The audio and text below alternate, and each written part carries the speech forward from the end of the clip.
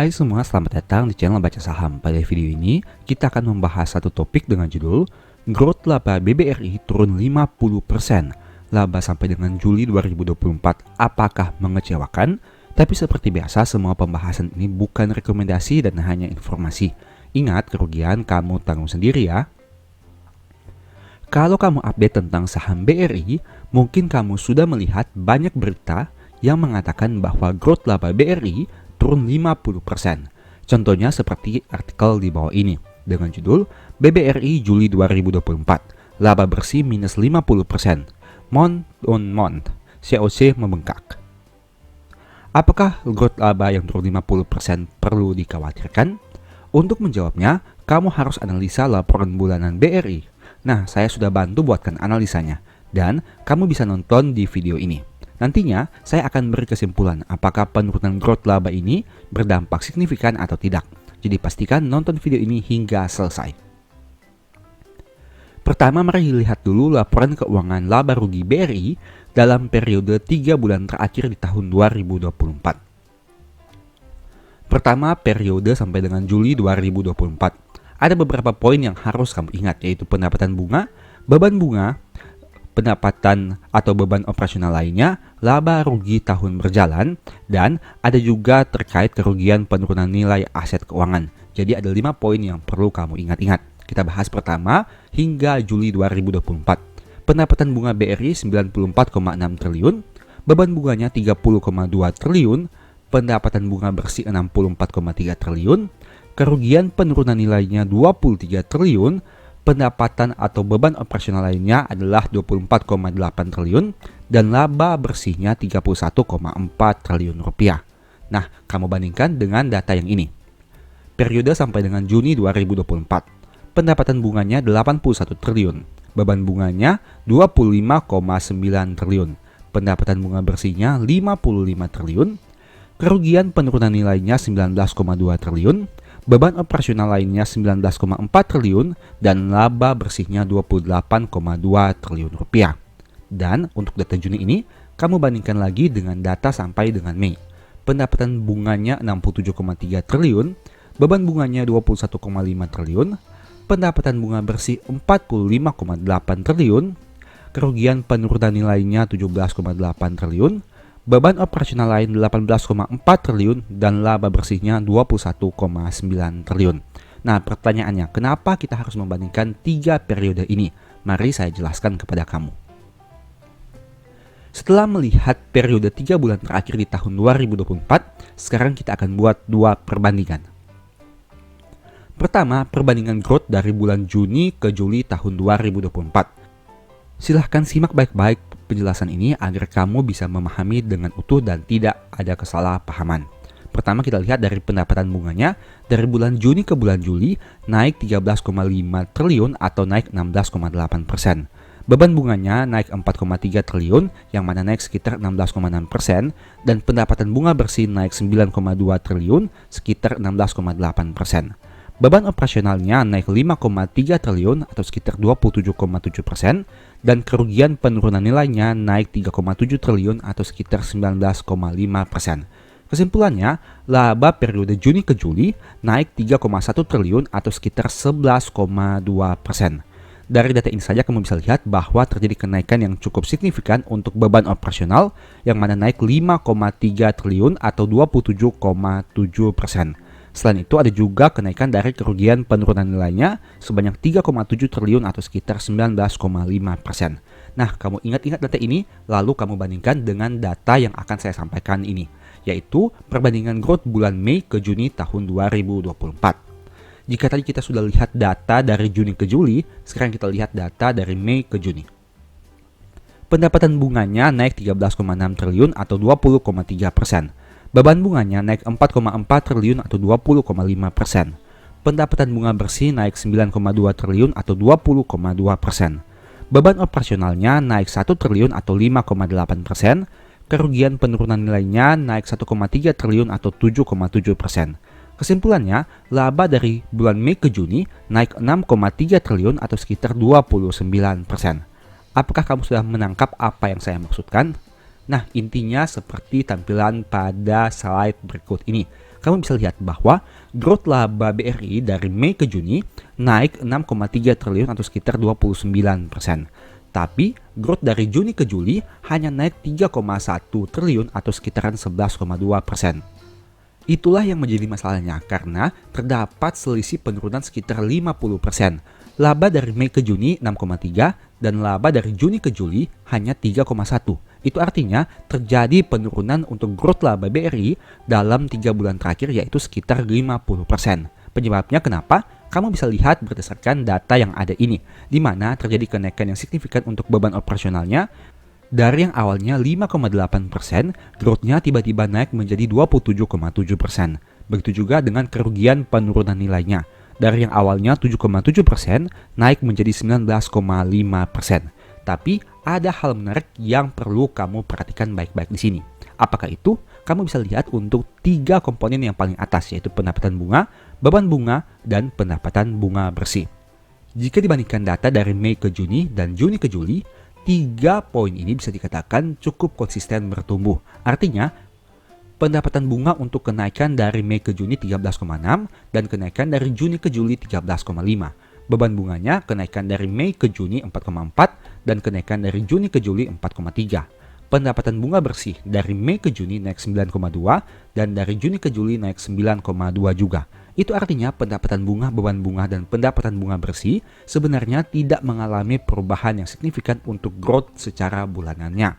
Nah, dengan kata lain sebenarnya BRI ini masih mampu untuk mencetak pendapatan bunga yang konsisten dari waktu ke waktu, setidaknya berdasarkan data yang kita bandingkan ini. Begitu juga dengan beban bunganya. Sebenarnya beban bunganya juga mengalami penurunan meskipun tidak signifikan, dari 4,4 menjadi 4,3. Dan pendapatan bunga bersihnya juga bisa dikatakan malah mengalami peningkatan dari 9,24 menjadi 9,28. Nah, masalahnya ada pada 2 komponen yang di bawah ini, yaitu beban operasional dan kerugian penurunan nilainya. Dari yang biasanya dari Mei ke Juni naik 1 triliun, kini naik 5,3 triliun dari Juni ke Juli. Untuk kerugian penurunan nilainya juga, dari yang awalnya naik 1,3, kini naik 3,7. Nah, 2 hal inilah yang menyebabkan laba bersih BRI mengalami penurunan secara bulanan. Apabila kamu hanya melihat secara sekilas, mungkin terkesan bahwa BRI mengalami penurunan kinerja yang sangat signifikan. Tapi menurut saya tidak seperti itu, karena hanya berasal dari 2 komponen utama saja, yaitu beban operasional dan kerugian penurunan nilainya. Untuk mengetahui kenapa hal ini bisa terjadi, kamu bisa bedah di laporan keuangan yang akan diterbitkan secara terbulan untuk melihat informasi pada catatan kaki maupun pembedahan dari laporan keuangannya. Tapi sebagai informasi untuk kerugian penurunan nilai, ini biasanya berkaitan dengan aspek penyaluran kredit ataupun kredit bermasalah. Tapi untuk beban operasionalnya, kamu bisa bedah lagi saat menerima laporan keuangan triwulannya. Bisa saja terjadi karena beberapa faktor dan hal itu harus kamu validasi lagi di laporan keuangannya. Sebagai informasi, BRI juga merupakan perusahaan yang baik karena mereka menerbitkan laporan keuangan secara bulanan. Meskipun data ini tidak selengkap laporan triwulan yang biasanya diterbitkan, tapi setidaknya dengan data ini kami bisa update kinerja perusahaan setiap bulannya, sama seperti yang saya lakukan pada pembahasan video kali ini. Dan semoga ini bisa menjadi referensi kamu untuk melakukan analisa. Jangan hanya menelan mentah-mentah judul video ataupun informasi yang kamu dapatkan di media sosial, tapi kamu bisa bandingkan datanya secara real berdasarkan sumber resminya. Tidak hanya melihat data 1 bulan, tapi lihat dengan gambaran yang lebih jauh. Jika hanya melihat data itu saja, kamu mungkin akan berpikir bahwa penurunan growth laba BRI sangat besar, karena mencapai 50%.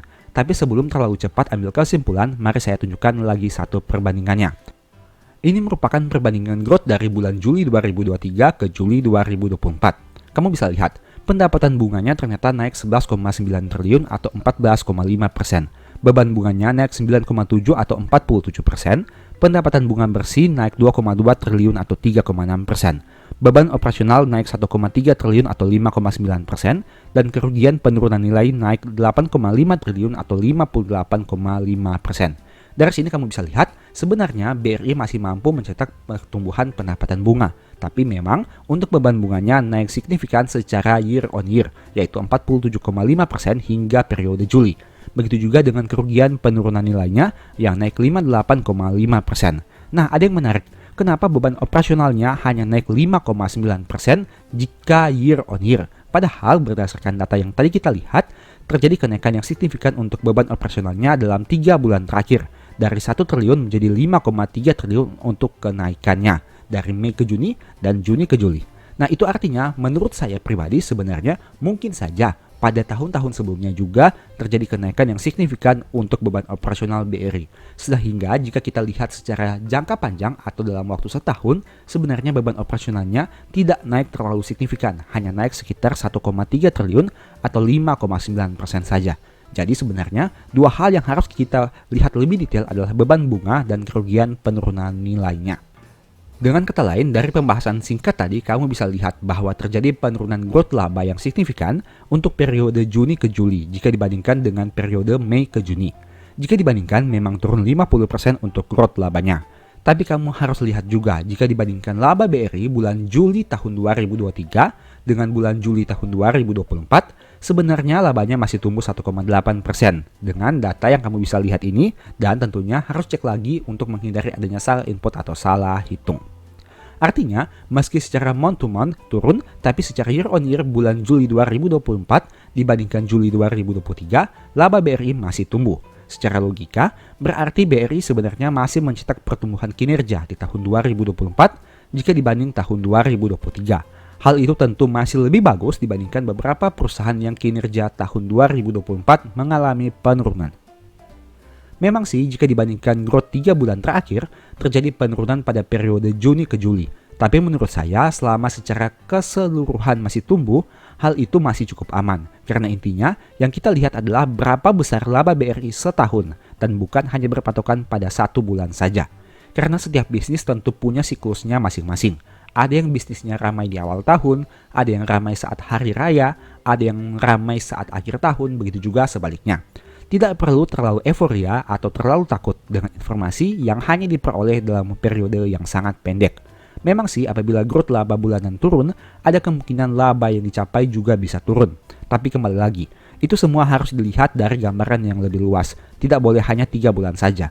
Jika ada yang menggoreng growth laba BRI dengan perbandingan 3 bulan ini turun 50%, bagaimana dengan periode 6 bulan bahkan 9 bulan sebelumnya? Kenapa yang ditampilkan hanya yang turun 50% saja? Dengan kata lain, saya mau sampaikan bahwa kamu harus bijak saat membaca judul atau pembahasan di media sosial. Karena bisa saja judul yang ditampilkan tidak seburuk atau sebaik kondisi secara keseluruhan apabila dilihat dengan sudut pandang yang lebih luas. Sekarang kesimpulannya, apakah BRI baik-baik saja? Menurut saya pribadi di tahun 2024, BRI memang mengalami tantangan, tapi masih mampu bertahan dengan baik. Kredit bermasalah yang bertambah dan beberapa biaya yang naik menyebabkan labanya tidak bisa tumbuh signifikan dibandingkan pesaing big banks lainnya. Tapi ingat, bukankah BRI masih menjadi perusahaan besar yang mampu mencetak laba luar biasa hingga video ini dibuat? Coba kamu sebutkan perusahaan yang mampu hasilkan laba 3,1 triliun sebulan. Artinya meski growth labanya turun dari 6,3 menjadi 3,1 triliun, tapi secara kinerja BRI masih menghasilkan kinerja yang baik meskipun tidak istimewa. Saya sudah pernah bahas di video sebelumnya. Coba kamu bandingkan biaya pencadangan kerugian BRI dengan big banks lainnya. Kamu akan temukan fakta menarik di mana BRI punya angka yang sangat besar. Hal ini menjadi salah satu faktor kenapa labanya tidak bisa tumbuh signifikan. Tapi ingat, apabila kredit bermasalahnya bisa diatasi dengan baik, maka hal itu akan memberikan keuntungan yang signifikan kepada perusahaan ini. Intinya, saya juga tidak mengatakan bahwa BRI sangat baik di tahun 2024. Tapi saya juga tidak berkata bahwa kinerja BRI jelek di tahun ini. Karena secara keseluruhan, perusahaan ini masih mampu menghasilkan pertumbuhan laba dengan nilai yang sangat besar. Dengan kata lain, tentu ada harapan di tahun 2025 nanti, nilai dividen per share BRI bisa lebih tinggi dibanding tahun ini. Tentunya apabila perusahaan membagi dividen dengan payout ratio yang sama. Jadi kita tunggu saja sepak terjang BRI hingga akhir tahun 2024. Jika kamu tertarik, silahkan atur strategi untuk beli bertahap di harga yang menurutmu masuk akal. Tapi jika kamu tidak tertarik, sebaiknya jangan beli karena bisa bikin psikologimu jadi kacau. Tentu saja seperti biasa, semua pembahasan ini bukan rekomendasi dan hanya sebagai informasi. Disclaimer on. Apabila kamu ingin tahu pembahasan BRI lebih detail, silahkan nonton video berikut ini. Semoga ada informasi baru yang diperoleh. Saat ini saya akan bahas saham BBRI lagi. Kenapa? Alasannya sederhana. Karena dari 4 big banks, hanya BRI yang harga sahamnya masih mengalami floating loss di tahun 2024 secara year to date. Padahal faktanya, BRI merupakan perusahaan yang menghasilkan laba terbesar hingga Q2 tahun 2024, tentunya lebih besar dibandingkan BCA, Mandiri, dan BNI. Secara valuasi juga, sebenarnya valuasi BRI belum bisa dikatakan sangat mahal, karena dari PBV dan PER, angka BRI jauh lebih rendah dibandingkan BCA. Apakah kamu pernah berpikir, kenapa terjadi fenomena seperti ini? Apakah sudah sewajarnya harga BRI turun seperti ini? Ataukah tahun 2024 menjadi tahun yang menawarkan kesempatan kepada banyak pemegang saham untuk bisa beli BRI dengan harga yang lebih murah? Mayoritas dari kita tentu sudah tahu bahwa BRI diterpa sentimen negatif perihal kredit bermasalah yang naik signifikan. Hal tersebut berdampak pada biaya pencadangan yang sangat besar sehingga berpengaruh terhadap pertumbuhan laba. Tapi meski hal itu terjadi, buktinya hingga Q2 2024 saham ini masih menjadi saham dengan laba terbesar di Indonesia. Pertanyaannya, apakah sentimen negatif tentang non-performing loan ini sebegitu berpengaruhnya? Ataukah ini hanya sentimen sementara yang digoreng agar harga BRI belum naik banyak, sehingga banyak pemain besar bisa masuk membeli saham ini? Jika kamu tidak tertarik dengan BRI, silahkan stop video ini. Tapi jika kamu tertarik, mungkin pembahasan selanjutnya bisa bermanfaat. Menurut saya pribadi, dari kondisi ini sebenarnya ada beberapa peluang yang bisa dimanfaatkan jika kamu tertarik dengan saham ini. Tentu saja ini hanya pendapat pribadi dan bukan rekomendasi. Ingat, untung rugi kamu yang tanggung sendiri. Pertama, potensi capital gain yang menarik. Jika diasumsikan harga rata-rata 5.000 saja, berarti terdapat potensi capital gain sekitar 29% jika naik ke harga 6.450. Pertanyaannya, apakah kamu optimis BRI bisa naik lagi ke harga tersebut di masa depan? Apabila jawabannya adalah iya, maka berarti kamu juga sebenarnya diberikan peluang untuk memperoleh potensi 29% dari saham ini. Di sini saya hanya berbicara apabila kembali ke harga tertingginya dan tidak membahas apabila harganya bisa naik lebih tinggi lagi. Tentu saja apabila nantinya harga bisa naik lebih tinggi, potensi keuntungan jadi lebih besar. Kalaupun nanti BRI bisa naik lagi ke harga tertingginya, kita tidak tahu kapan itu akan terjadi. Mungkin tahun ini, tahun depan, 5 tahun ke depan, atau mungkin lebih lama lagi.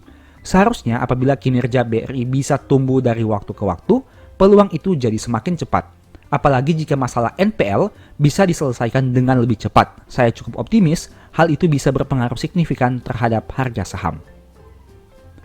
Meski begitu, di satu sisi kamu juga tidak boleh menutup mata dengan potensi risiko yang ada.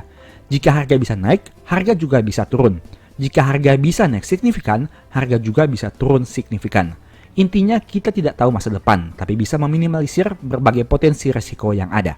Jadi, yang perlu dilakukan adalah memiliki money management yang baik agar tidak kehabisan dana dan bisa beli dengan strategi yang tepat. Kedua, dividen yield tinggi. Saat video ini dibuat, dividen yield BRI sekitar 6,5%. Angka tersebut sangat menarik jika dibandingkan dengan histori dividen yang biasanya dibagikan saham ini. Pada tahun-tahun sebelumnya, yield BRI berkisar di angka 3-5%. Dengan kata lain, saat menerima dividen dengan yield 6,5, setahun sebenarnya kita seperti menerima dividen BRI 2 tahun pada kondisi normal. Bukankah itu menarik? Dividen setahun setara dengan dividen 2 tahun. Di sini saya hanya membahas apabila dividen per share-nya tetap. Tapi apabila terjadi kenaikan dividen per share, tentu saja potensi yield jadi lebih besar. Apalagi jika kedepannya apabila kamu optimis laba BRI bisa naik lebih tinggi lagi, berarti di sana ada potensi dividen yield yang semakin besar. Kamu bisa melihat perbandingan dividen BRI di tahun 2024 dibanding 10 tahun yang lalu.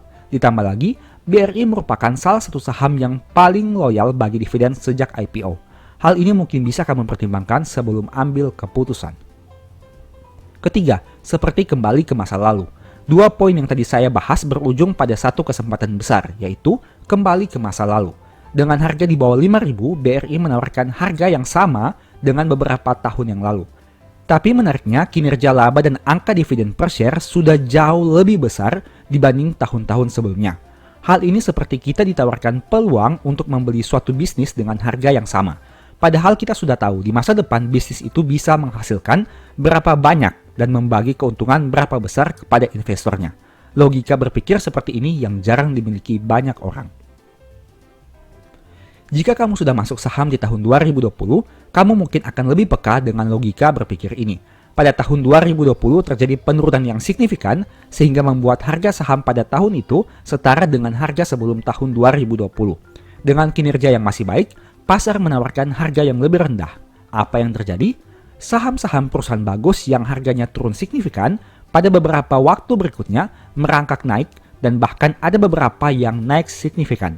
Artinya, tidak hanya dapat capital gain, tapi orang-orang yang bisa memanfaatkan kondisi itu memperoleh dividen dengan yield yang lebih besar juga. Pertanyaannya, apakah kondisi BRI di tahun 2024 ini seperti menawarkan peluang yang sama dengan tahun 2020? Jika iya, kamu mungkin bisa mempertimbangkan hal tersebut.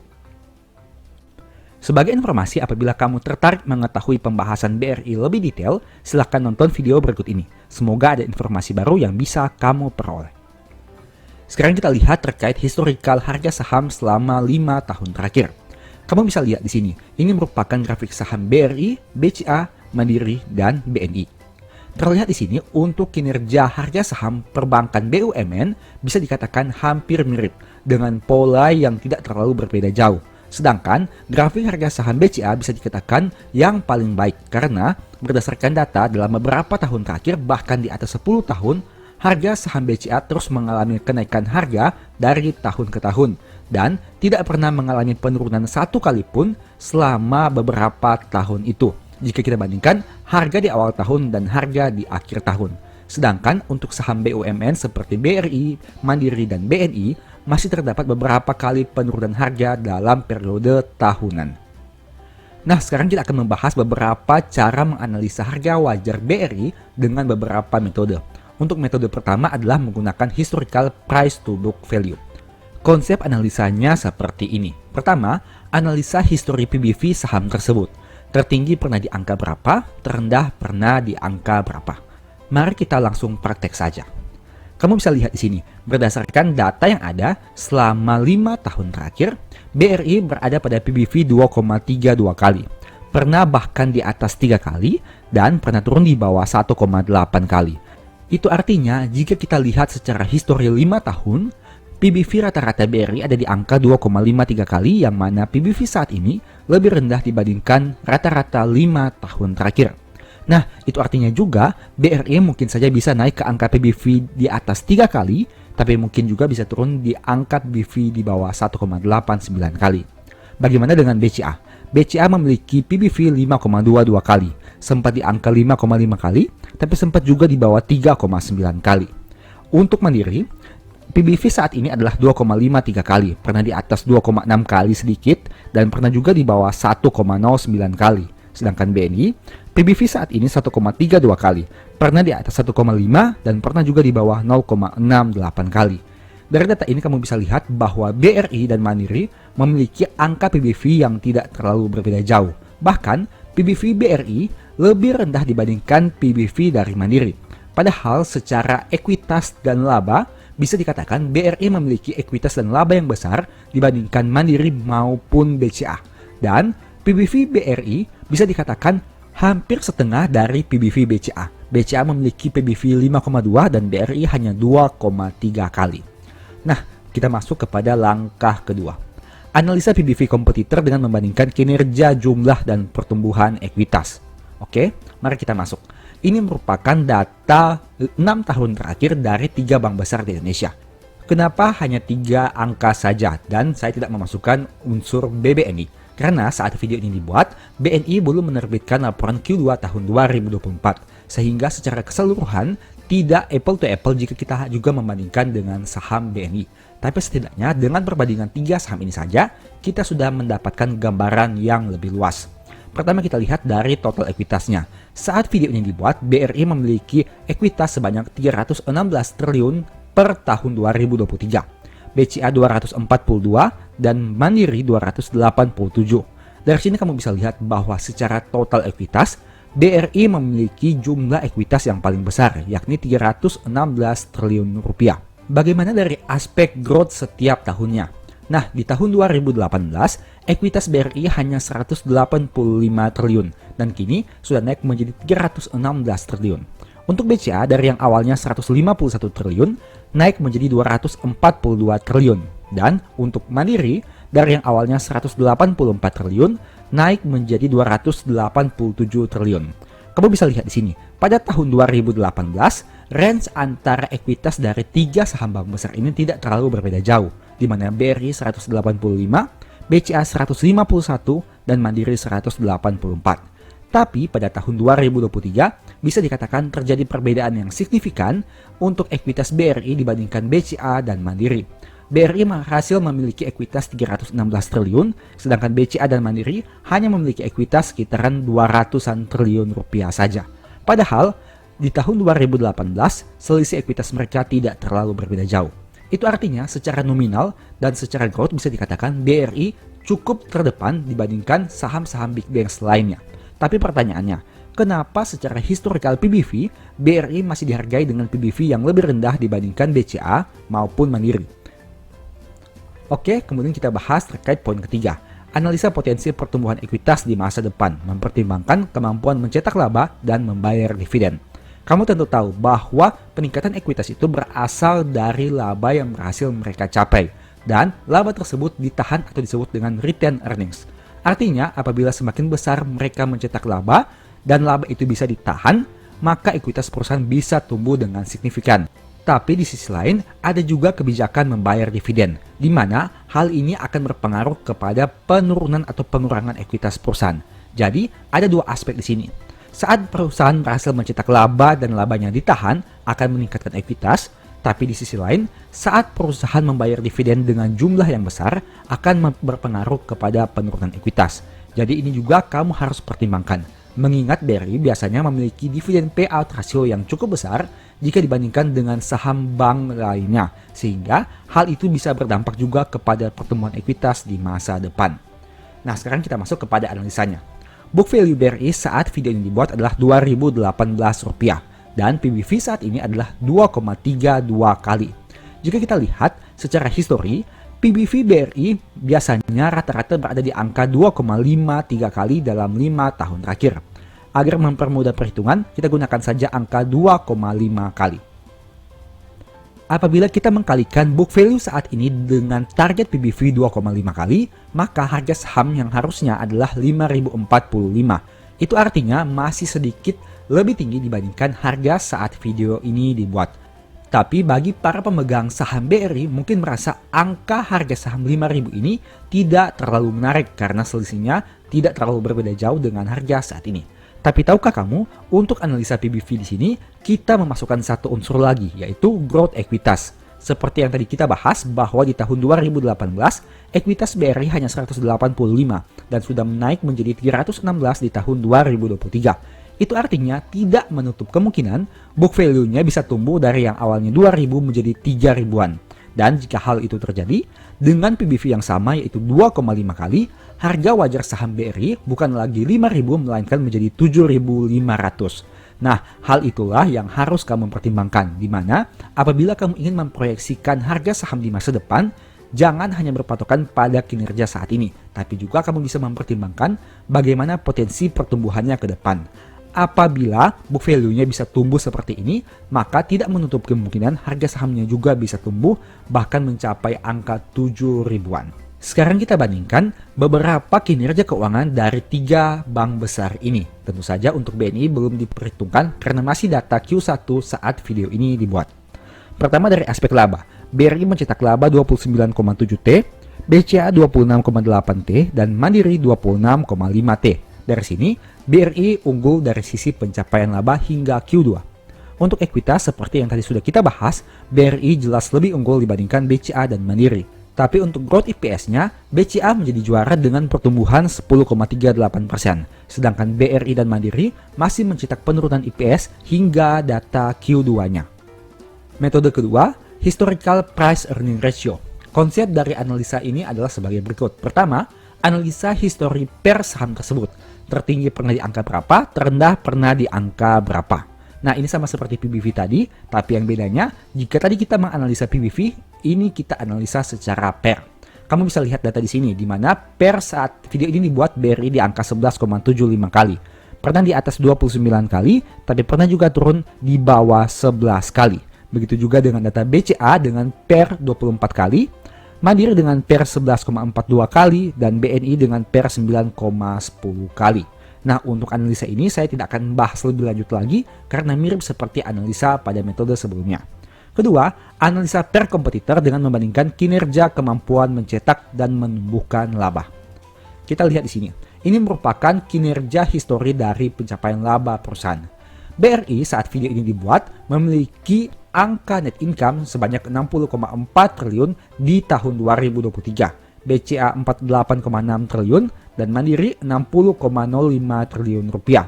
Kamu bisa lihat di sini bahwa kinerja laba BRI bisa dikatakan cukup signifikan dibandingkan data 6 tahun terakhir yang berjumlah 32,4 triliun, BCA 25,8 dan Mandiri 25,8 triliun rupiah.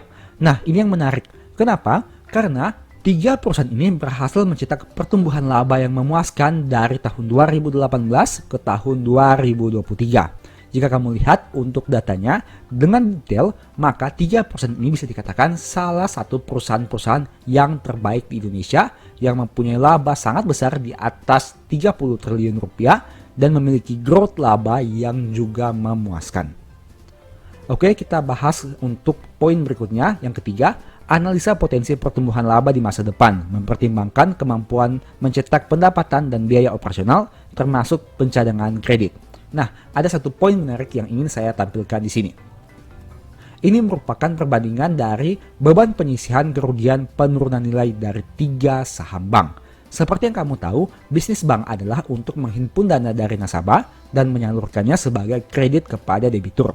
Dan apabila kredit itu disalurkan, maka bank memiliki kewajiban untuk menyisihkan sebagian dana yang akan digunakan sebagai dana cadangan apabila terjadi hal-hal yang tidak diinginkan, misalnya seperti kredit bermasalah. Dan hal itu yang akan berdampak kepada pencapaian laba perusahaan, karena akan dibuku sebagai biaya di bagian laba rugi perusahaan. Kamu bisa lihat di sini. Untuk BRI, beban penyisihannya naik dari 14 menjadi 21,3 triliun. BCA naik dari 1,2 menjadi 1,4 dan Mandiri turun dari 8,1 menjadi 7 triliun rupiah. Nah, apakah kamu menyadari satu hal yang penting? Sekarang kamu sudah tahu kenapa laba BRI hingga Q2-nya tidak tumbuh seperti BCA dan Mandiri. Jawabannya, karena biaya penyisihan kerugiannya sangat besar jika dibandingkan dengan BCA dan Mandiri.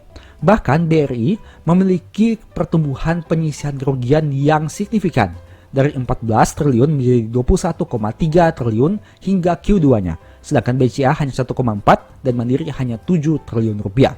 Itu artinya apabila beban penyisihan kerugian ini nantinya mungkin saja bisa direversal, akan terjadi potensi kenaikan kinerja yang luar biasa untuk net income perusahaan dengan asumsi terjadi perbaikan kualitas kreditnya. Sehingga kita tunggu saja di masa depan apakah BRI mampu untuk memperbaiki kualitas kreditnya menjadi semakin baik lagi. Karena apabila hal itu terjadi, maka pemegang sahamnya bisa dikatakan memperoleh jackpot yang cukup menarik. Oke, sekarang kita bahas terkait analisa harga wajarnya dengan menggunakan metode PE ratio. Ini merupakan data IPS yang disetahunkan. Saat ini BRI memiliki IPS Rp392. Dan per saat ini 11,75 kali seperti yang kamu lihat pada data ini.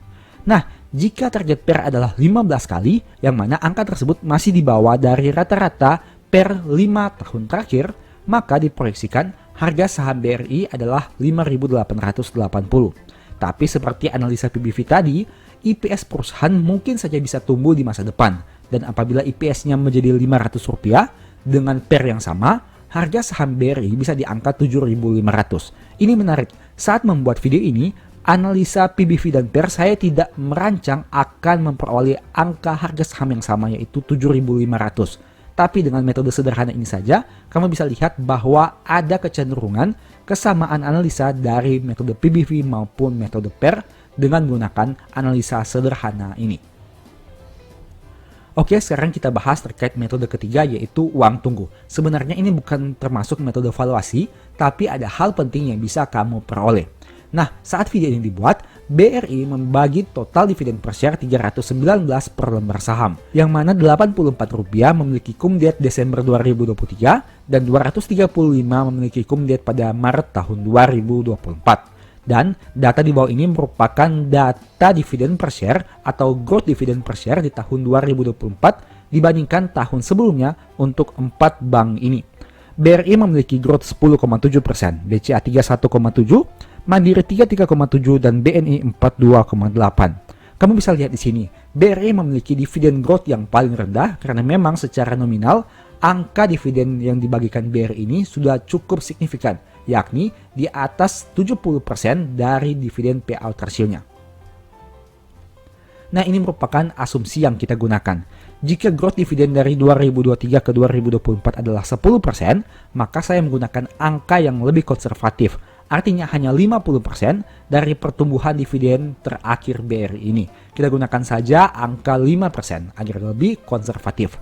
Nah, apabila kita mengasumsikan terjadi pertumbuhan growth 5% setiap tahun, maka sejak tahun 2024 hingga 2030, mungkin saja total dividen per share BRI adalah 2.597. Tentunya, jika kita berharap dividen per share-nya tumbuh, berarti kita juga berharap labanya bisa tumbuh.